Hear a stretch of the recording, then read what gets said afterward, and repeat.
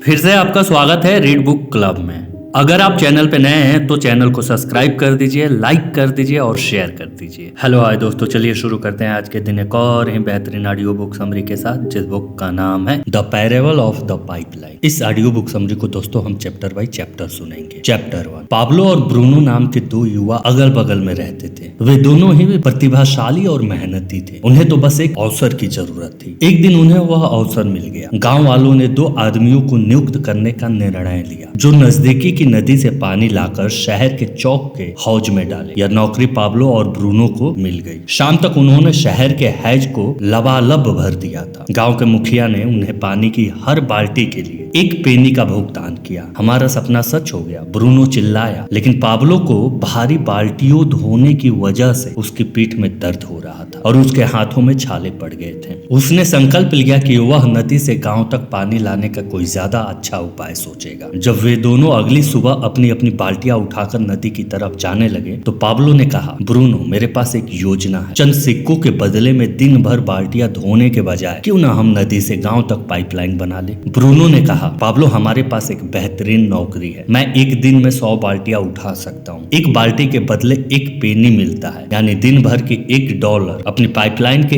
इरादे को दिमाग से निकाल दो। लेकिन पाब्लो इतनी आसानी से हतोत्साहित होने वाला नहीं था। उसने अपने पक्के दोस्त को पाइपलाइन की योजना धैर्य से समझाई। पाब्लो दिन के आधे हिस्से में बाल्टी धोने का काम करेगा और दिन के बाकी आधे हिस्से तथा वीकेंड में अपनी पाइपलाइन बनाएगा। ब्रूनो नहीं माना, लेकिन पाब्लो को अपने सपने पर विश्वास था, इसलिए वह अपनी योजना पे अमल करने में जुट गया। पाइपलाइन बनाने के बीच आराम करते समय पाब्लो अपने पुराने दोस्त ब्रूनो को बाल्टियां ले जाते देखता था। ब्रूनो के कंधे अब काफी झुक गए थे। वह दर्द में झुका हुआ था। उसकी चाल धीमी हो गई थी। अब ब्रूनो नाराज और खिन्न था। आखिरकार पाब्लो का बड़ा दिन आ गया। पाइपलाइन पूरी हो गई। गांव वालों ने आसपास भीड़ लगा ली। जब पानी पाइपलाइन से बहता हुआ गांव के हौज में आ गया, अब गांव के पास ताजे पानी की अस्थायी आपूर्ति हो चुकी थी, इसीलिए आसपास के इलाके के लोग उस गांव में आकर बसने लगे और इसका विकास हुआ तथा यह समृद्ध हुआ। गांव में जितना ज्यादा पानी बहकर आता था, उतना ही ज्यादा पैसा बहकर पाब्लो के जेब में आता था। क्या आपको सिर्फ अभी पैसे मिलते हैं जब आप खुद जाकर काम करते हैं, बाल्टी वाले हम्मल ब्रूनो की तरह, या फिर आप एक बार काम करते हैं और आपको उसके बदले में बार बार पैसा मिलता है, पाइपलाइन निर्माता पाब्लो की तरह? अगर आप ज्यादातर लोगों जैसे हैं तो आप बाल्टी धोने वाली योजना पे काम कर रहे हैं। 1 महीने के काम के बदले 1 महीने का भुगतान। बाल्टी धोने के साथ समस्या ये है कि जब बाल्टी धोना बंद हो जाता है तो पैसा आना भी बंद हो जाता है। अगर ब्रूनो किसी दिन सुबह उठे और उसकी पीठ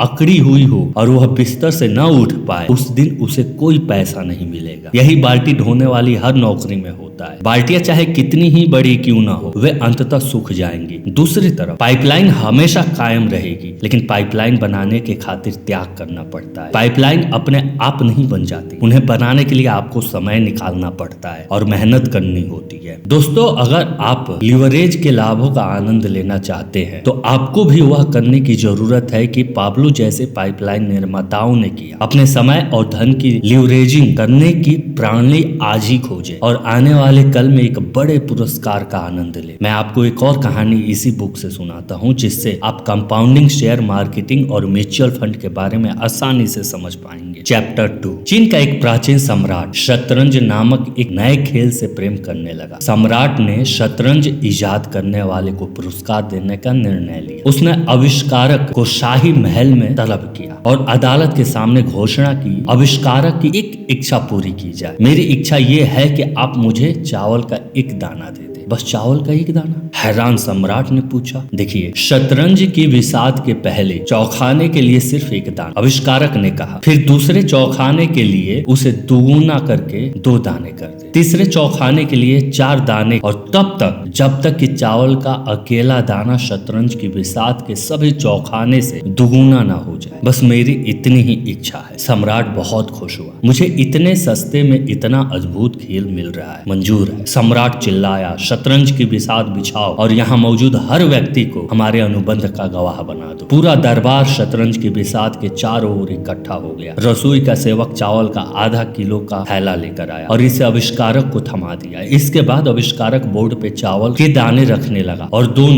दानों की संख्या दोगुनी करते गया। देखने वाले हंसे और एक दूसरे को टहोका लगाया। जब 8 चौखाने की पहली कतार भर गई, 1 2 4 8 16 32 64 128 दाने, लेकिन खी जल्दी ही दूसरी कतार के बीच तक आह में बदल गई, क्योंकि चावल के छोटे ढेर जल्दी ही दुगुने होकर छोटे थैले में बदल गए, जो दुगुने होकर चावल के मध्यम आकार के थैले हो गए, जो दुगुने होकर चावल के बड़े थैले बन गए। दूसरी कतार के अंत तक सम्राट समझ गया कि उससे बहुत बड़ी गलती हो गई है। आविष्कारक को देने वाले कुल दानों की संख्या 32,768 हो गई थी, जबकि अभी 48 चौखाने बचे हुए थे। सम्राट ने इस प्रक्रिया को बंद करा दिया और देश के सबसे समझदार गणितज्ञों को बुलाया। उन्होंने बताया कि अगर चावल का एक दाना 64 चौखाने वाली शतरंज की बिसात के हर चौखाने पे दुगुनी होती है, तो आखिरी चौखाने में कुल 18 मिलियन ट्रिलियन चावल के दाने होंगे, जो संसार में उपलब्ध कुल चावल का 10 गुना है। सम्राट ने यह काम रोककर आविष्कार के सामने एक ऐसा प्रस्ताव रखा, अगर आविष्कारक सम्राट को उसके वादे से मुक्त कर देता है तो आविष्कारक को देहात में एक जायदाद दे दी जाएगी, जिसमें सैकड़ों एकड़ उपजाऊ चावल के खेत थे। आविष्कारक खुशी मान गया। दोस्तों, इस उदाहरण से आप कंपाउंडिंग की पावर को तो समझ ही गए होंगे। अगर आपने छोटे से बचत को लंबे समय तक निवेश करते हैं तो आप भी अमीर बन सकते हैं। इसलिए आपको सबसे पहले खुद को भुगतान करना होगा। हर महीने सबसे पहले नियम से निवेश खातों में पैसे डालकर खुद को पैसे दे और फिर उस पैसों को कंपाउंडिंग होने के लिए छोड़ दे। अपनी निवेश पाइपलाइन में पैसे डालने का सबसे अच्छा तरीका यह है कि हर महीने अपनी आमदनी की बाल्टी में से थोड़ा पैसा निकाले और इसमें अपनी पाइपलाइन में जमा कर दे। अपनी पूरी आमदनी को खर्च करने के बजाय उसका एक बड़ा हिस्सा अपने निवेश के जार में अलग रखें। इस पैसे को चक्रवृद्धि होने के लिए छोड़ दे। यह प्रक्रिया लगातार करते रहे। निष्कर्ष यह है कि जब आप अच्छी सैलरी पा रहे हैं तो पूरी सैलरी को बिल्कुल भी खर्च न करें। सैलरी का एक हिस्सा अपनी पाइपलाइन बनाने में खर्च करें। अपने समय में से थोड़ा समय अपनी पाइपलाइन को दें। यह प्रक्रिया हर महीने हर साल लगातार चालू रखें। आपका ये छोटा सा स्टेप आपको एक दिन फाइनेंशियल फ्रीडम हासिल करने में आपकी मदद करेगा। या दूसरे शब्दों में कहे तो अपने अंदर की आग को बुझने मत दीजिए। तो थैंक यू दोस्तों, ये थी आज की ऑडियो बुक समरी। दोस्तों, ऑथर ने अपनी इस किताब में बहुत सारे विषय पे चर्चा किया है। उनमें से कुछ पॉइंट्स को हमने यहाँ आपके सामने रखा है। उम्मीद है कि आपको पसंद आए होंगे। अगर आप इसे पूरा पढ़ना चाहते हैं तो आप इसे अमेज़न से खरीद सकते हैं। इस किताब की लिंक हमारे डिस्क्रिप्शन बॉक्स में मिल जाएगी। तो थैंक यू दोस्तों अपना कीमती समय देने के लिए। तो इसे अपने दोस्तों के साथ अवश्य शेयर करें और आपको दिल से धन्यवाद अपना कीमती समय देने के लिए। दोस्तों, आप लोगों से एक अनुरोध और रिक्वेस्ट है कि प्लीज हमारे चैनल को सब्सक्राइब कर दीजिए। हम आपकी नॉलेज को इंक्रीज ही तो करते हैं, please. Thank you for watching read book. अगर आप हमारे चैनल पे नए हैं तो हमारे चैनल को लाइक कर दीजिए, सब्सक्राइब कर दीजिए और कमेंट करके हमें बताइए कि आपके लिए और कौन सी ऑडियो बुक समरी लाई जाए।